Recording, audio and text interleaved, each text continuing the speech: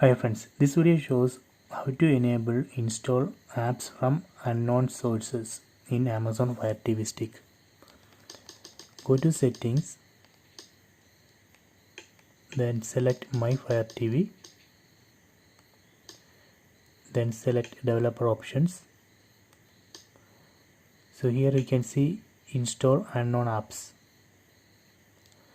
Select it. So here you can see list of apps. These are File Explorer apps.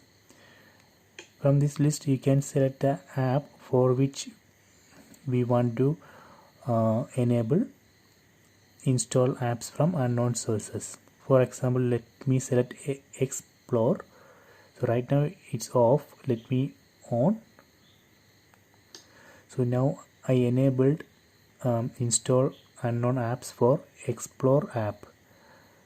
So now we can install APKs from unknown sources using this Explore app.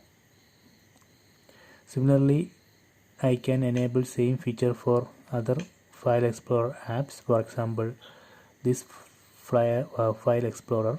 Let me enable this.